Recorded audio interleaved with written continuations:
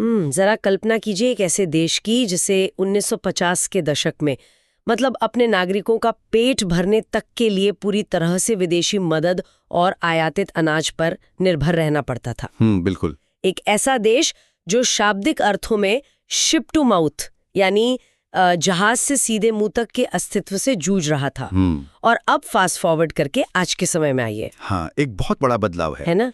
वही देश आज न केवल अपने 1.4 अरब लोगों को खिलाने में सक्षम है, बल्कि दुनिया भर के देशों को अपना खुद का बनाया हुआ डिजिटल पब्लिक इंफ्रास्ट्रक्चर निर्यात कर रहा है। हाँ। आज की इस गहन चर्चा में हम इसी 75 साल की आर्थिक छलांग का विश्लेषण करने वाले हैं। बिल्कुल। हमारे पास जो रिसर्च और दस्तावेज हैं वे 1947 के नवजात संघर्षरत राष्ट्र से लेकर आज के डिजिटल महाशक्ति बनने तक के सफर का पूरा खाका पेश करते हैं। इस पूरी यात्रा में सबसे दिलचस्प बात यह है कि ये कोई एक सीधा ऊपर की तरफ जाता हुआ ग्राफ नहीं है। हाँ, मतलब ऐसा नहीं है कि बस सब कुछ अच्छा ही होता गया। बिल्कुल नहीं। अगर हम इस आर्थिक इतिहास के पन्नों को पलटें तो ये स्पष्ट होता है कि ये सफर गहरे संकटों, कड़े फैसलों और उन नीतियों से भरा है जिन्होंने अनजाने में ही सही दशकों बाद आने वाली सफलताओं की जमीन तैयार की।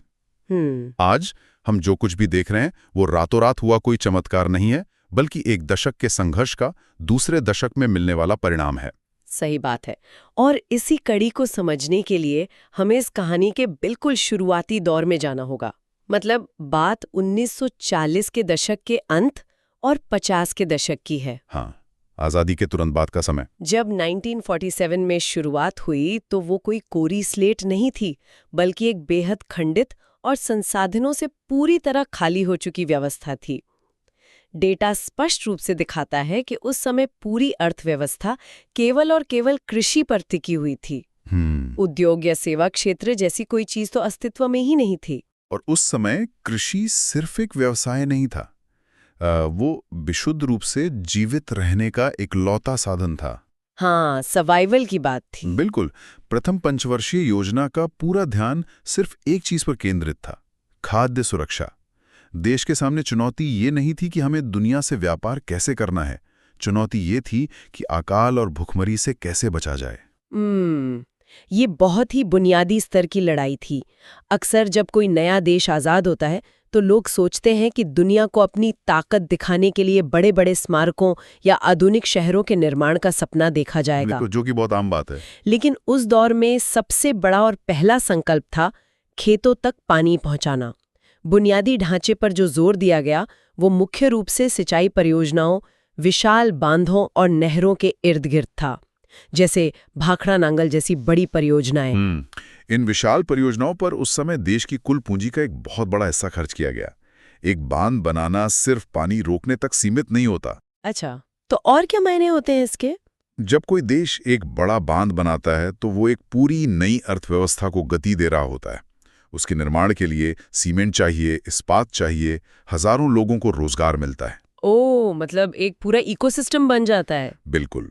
और सबसे महत्वपूर्ण, वो बांध बिजली पैदा करता है। यही वो बुनियादी ढांचा था जिसने न सिर्फ खेतों की प्यास बुझाई बल्कि भविष्य के उद्योगों के लिए एक शुरुआती ऊर्जा भी प्रदान की। मैं सोच रही थी ये बिल्कुल वैसा ही है जैसे आप एक बंजर जमीन पर पेड़ लगा रहे हो।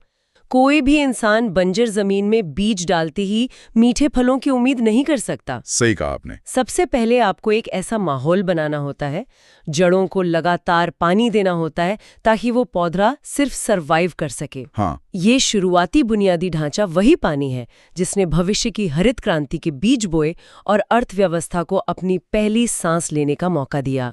और जब सर्वाइवल का ये पहला चरण एक हद तक स्थिर होने लगा, तब नीति निर्माताओं को ये एहसास हुआ कि महज खेती के दम पर कोई भी देश आधुनिक विश्व में एक स्वतंत्र राष्ट्र के रूप में खड़ा नहीं रह सकता। मतलब अब आगे बढ़ने का समय था। बिल्कुल। अर्थव्यवस्था को अपने पैरों पर खड़ा होने और असली मांसपेशियां बनाने की जरूरत थी। यहीं से भारी औद्योगिकरण का वो दौर शुरू होता है जिसे हम पूंजीगत वस्तुओं या कैपिटल गुड्स का युग कहते हैं। ये एक बहुत ही रोचक मोड़ है। जब हम औद्योगिकरण की बात करते हैं तो आम तौर पर दिमाग में कपड़े, जूते या साइकिल बनाने वाली फैक्ट्रियां आती हैं। हाँ, कंज्यूमर गुड्स। बिल्कुल, वो चीजें जो सीधे बाजार में बिकती हैं और तुरंत मुनाफा देती हैं। लेकिन उस समय की रणनीति कुछ और ही थी। एकदम अलग थी। उपभोक्ता सामान बनाने के बजाय पूरा जोर मशीनें बनाने वाली मशीनें यानी पूंजीगत वस्तुएं बनाने पर लगा दिया गया। भिलाई और राउरकेला जैसे विशाल स्टील प्लांट खड़े किए गए। हैवी इंजीनियरिंग पर दाव लगाया गया। ऐसा क्यों किया गया? इसके कारण यह था कि अंतिम लक्ष्य सिर्फ पैसा कमाना नहीं था। अंतिम लक्ष्य आर्थिक स्वावलंबन था, आत्मनिर्भरता। हाँ, अगर आप सिर्फ उपभोक्ता सामान बनाते हैं तो उन सामानों को बनाने के लिए लगने वाली मशीनों के लिए आपको हमेशा विदेशी ताकतों पर निर्भर रहना पड़ेगा। जो कि आजादी के बाद कोई भी देश नहीं चाहेगा। बिल्कुल, लेकिन मशीनें बनाने वाली मशीनें तैयार करने का रास्ता बहुत लंबा और दर्दनाक होता है।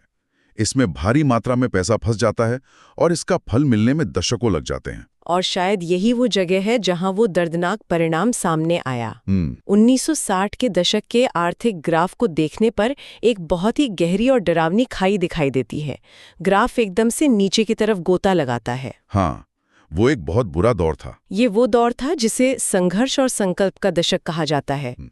तो असल में हुआ क्या था उस समय? वो खाई एक बहुत ही वास्तविक संकट का प्रतिनिधित्व करती है। 60 के दशक में भारत को कई युद्धों का सामना करना पड़ा।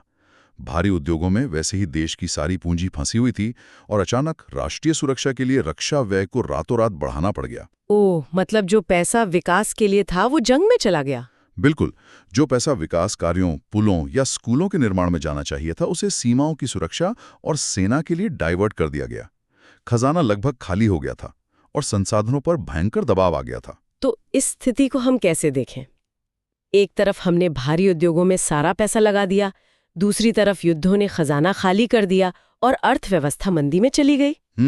क्या 60 के दशक की ये भारी आर्थिक मंदी नीतियों की एक विफलता थी, या फिर इसे एक ऐसी कड़वी दवा माना जाना चाहिए जिसने अंततः देश को रक्षा और भोजन के मामले में सचमुच आत्मनिर्भर बनने के लिए मजबूर कर दिया? यह एक बहुत ही अच्छा सवाल है।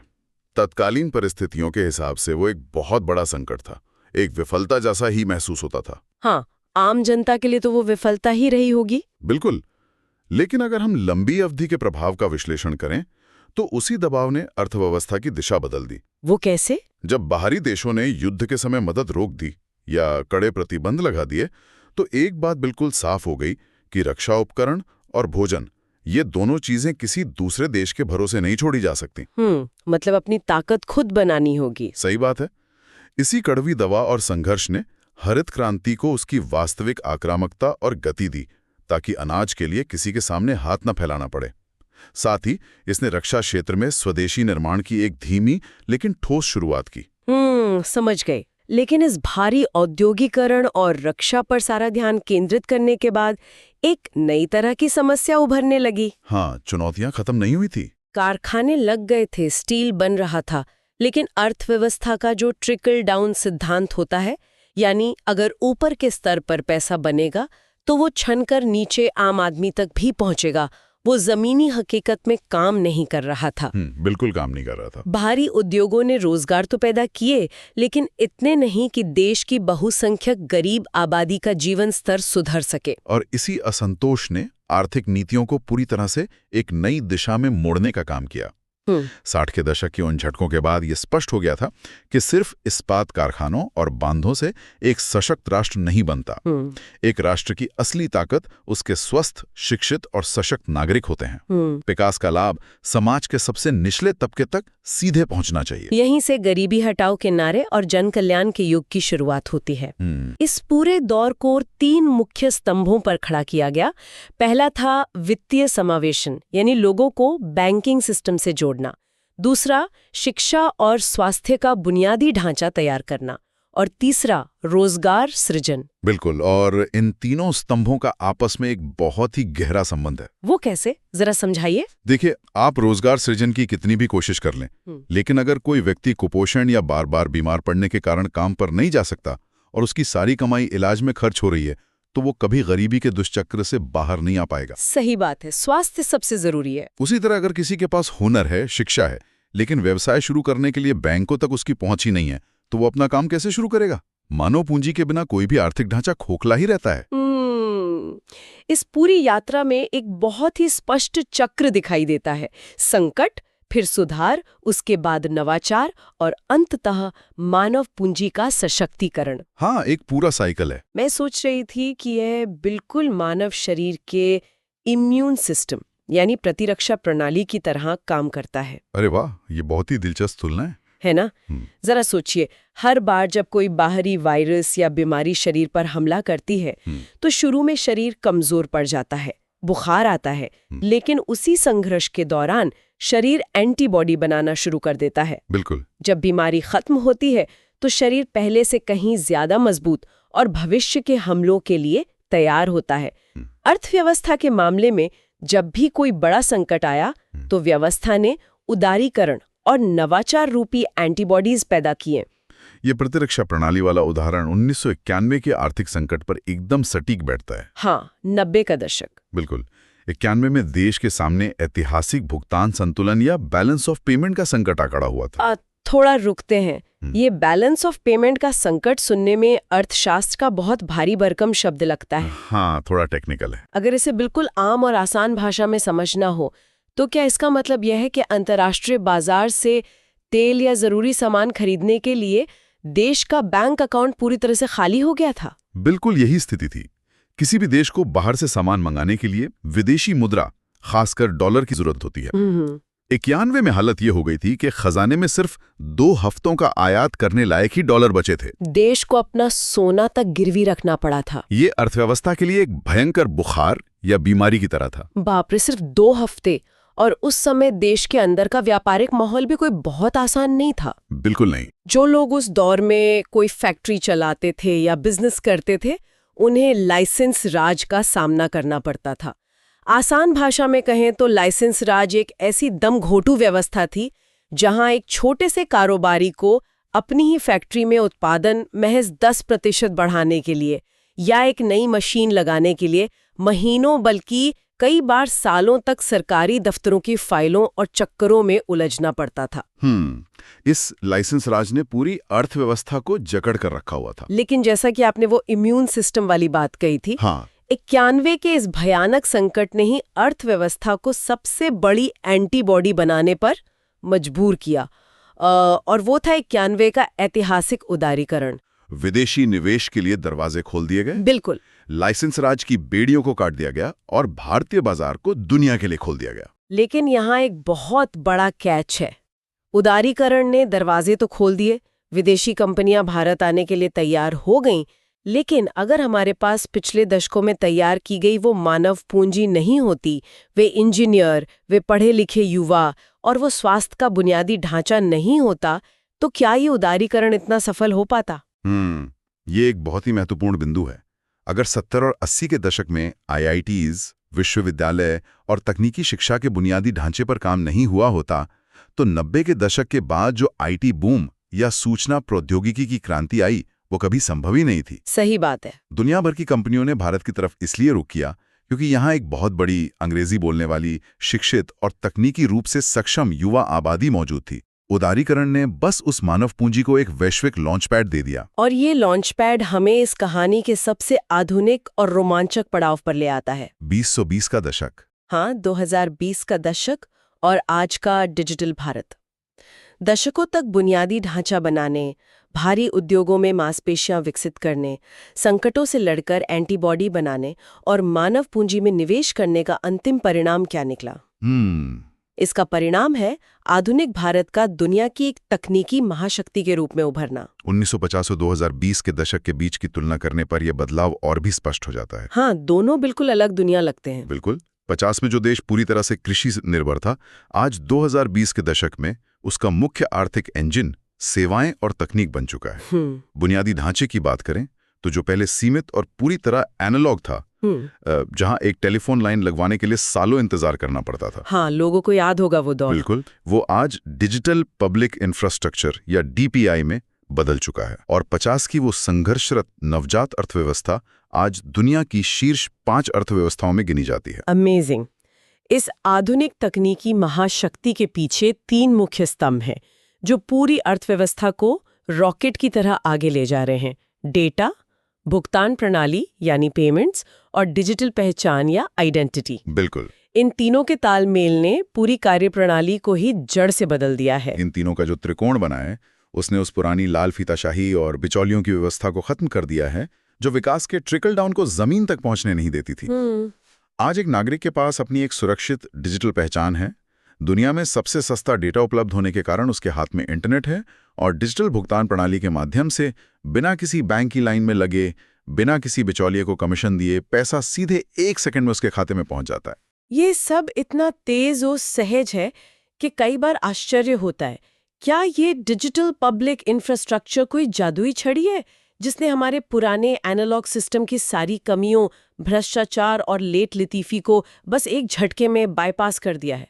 क्या ये कोई रातों रात खोजा गया शॉर्टकट है? नहीं, ये कोई शॉर्टकट नहीं है। अच्छा। अगर हम इस व्यवस्था के पीछे के तंत्र को देखें तो ये उन सभी पिछली नीतियों का ही संचयी परिणाम है। याद कीजिए, जन कल्याण के युग में वित्तीय समावेशन का लक्ष्य जो हमने पहले चर्चा किया था। हाँ, लोगों को बैंकों से जोड़ना। बिल्कुल।